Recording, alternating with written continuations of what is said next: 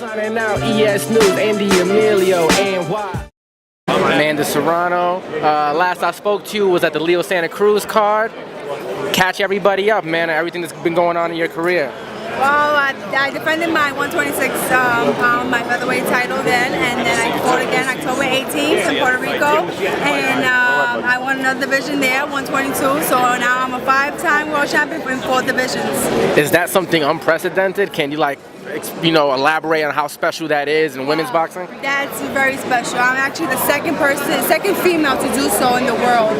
So, I'm gunning for that #1 spot. 2017, I'm definitely going to break that record. I'm going to be a 5-division world champion. And as a Puerto Rican fighter, I'm the first female to do so, second next to Miguel Cotto. So that was a great honor. He's one of I looked up to him. He's one of my idols. So just to do that, and it was in Puerto Rico, and he was there to celebrate with me, and it was just an amazing night. How big is that for you to be, a girl from Brooklyn, right? Puerto Rican Miguel Cotto, and you finally get to that moment in that stage. Is it surreal a little bit? It's so surreal. It's sometimes that night I actually it felt like I was dreaming. It was after the fight, Miguel Cotto came to take a picture with me, and he told me how proud he was of me. He actually knew who I was. That alone was like, oh my God.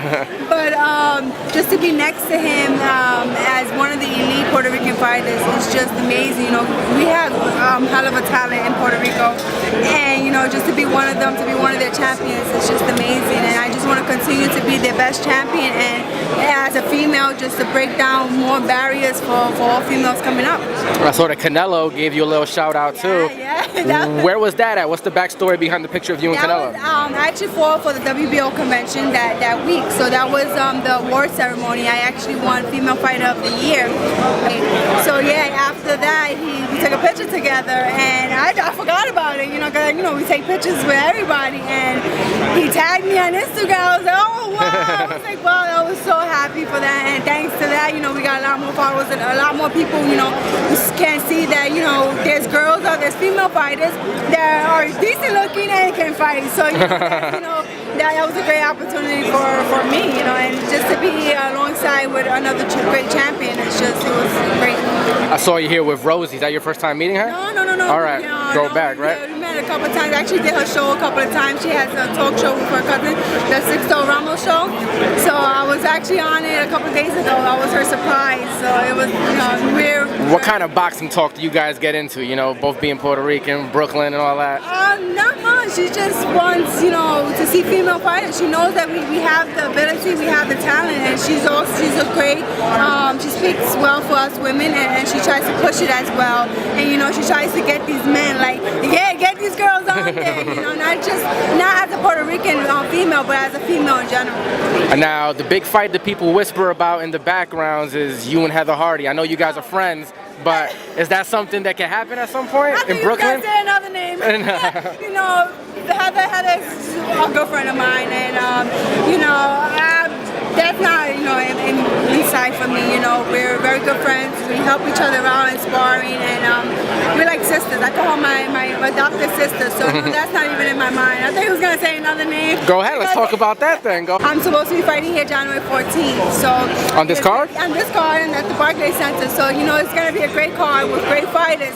So I want to steal the show like I always do. So I'm gunning for Janina. I don't know how to say her last name, but Genevieve. She's from Canada. She holds the WBC and WBA at 126 featherweight. Yeah, so Janina Majanovic from Canada. She holds the WBC and WBA at 126 featherweight. And she's a banger, I'm a banger. I got 23 knockouts, she got 19 knockouts. She's a multiple world champion, so am I. And I want to say let's do it. I mean, she said she would love to fight me. She wants to fight the best, so do I.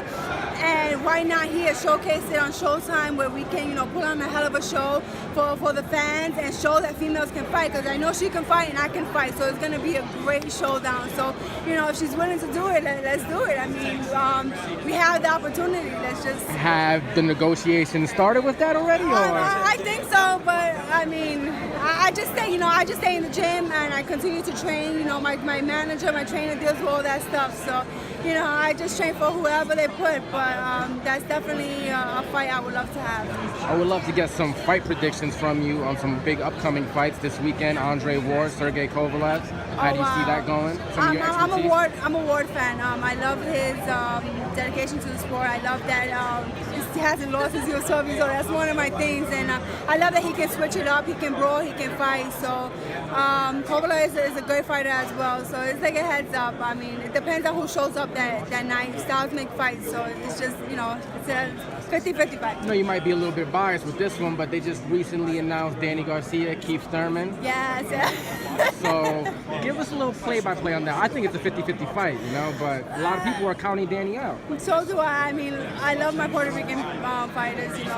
Danny Garcia. Actually, when I was on the Rosie Perez show, he called in, so we were speaking. I wished him luck on his fight that just passed, and it's hard, Thurman. I don't know. You're gonna get me in trouble. But 50-50 fight. 50-50 fight. If Danny gets him to the body, right? No, Danny, he hits hard. So maybe if Danny catches him, he can, he can hurt Thurman. I seen Luis Collazo hurt Thurman with the body shot. So if Danny keeps his mindset and just follows his plans, I think he can come out victorious. But then so does Thurman. Thurman hits hard as well. And if he does what he has to do, then victorious for him too. But it's hard. That's a hard question, bro. Mayweather's supposed to be here. People are kind of whispering about a Mayweather comeback, because Pacquiao just fought, and then. Oh my God. What do you think about that? Is that something that draws a little interest? Well, interest in what? In Pacquiao fighting Mayweather? Yeah. I don't think so. The first fight was was you like boring. to see him come back against? Like, who would you have him come fight? I think Mayweather he's a great fighter. He's a great champion, and he should just, to me, I don't think there's any fighter out there that can beat him right now. So he's just, yeah. Something outrageous. I'm Jordan Maldonado. I'm a trainer manager. The truth of the matter is, if you want to come back and you want to do something spectacular, go Triple G. Don't do what you did your last fight, taking Andre Berto. Please, you're not fooling anybody. The truth of the matter is, Andre Berto wasn't at your level. It was a crappy fight to leave the sport on. You know what I'm saying? But if you're gonna come back, be honorable. Why would you want to fight? Okay, so like I said, if Mayweather wants to be undefeated, just stay retired. Yes. Don't come back for Triple G. I mean, come on, just stay retired. What about the winner of Danny and Keith? Would that be an interesting fight? Or? But, the truth is, the winner of Danny and Keith, you know what I'm saying, still leaves a lot of questions to be answered. You know what I'm saying? I mean, they've had great performances, and then they have some questionable performances. It all depends, So like she said before, styles make fights.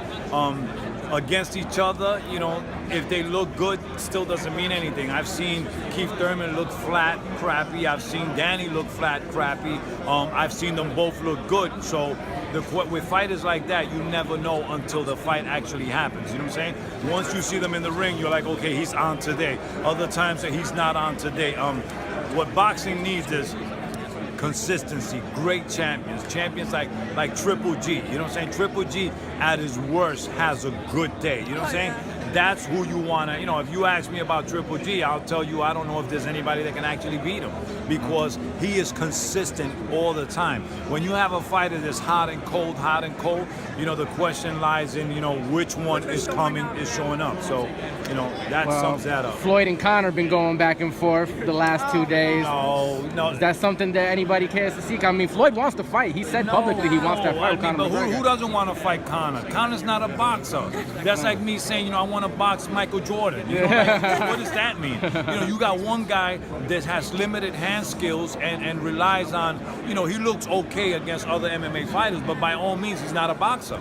So now, Mayweather, see what happens is, man, boxing is to the degree that, people ridicule themselves. Why would Mayweather even contemplate something like that? Like, you think I'd want to pay $1 to see one of the so-called greatest fighters of all time fight a guy who has 0 boxing matches? Like, really?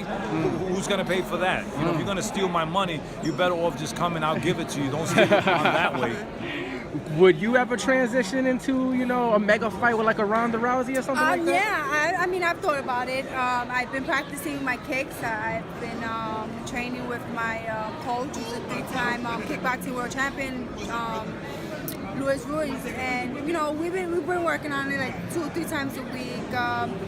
But right now everything's been going well in boxing. You know, I've been getting great opportunities, so that's in the back burner right now. I'm just If concentrating anybody on could do it, I boxing. think it's you. I seen how you put that girl down in the last fight. So. Thank you. But you know, I love boxing. This is my sport, so you know, I want to just give it 100%. And if I do decide I want to do MMA, I have to leave the boxing because I want to concentrate 100% on MMA. So Thanks for your time. Appreciate you as thank always. you. Thank you.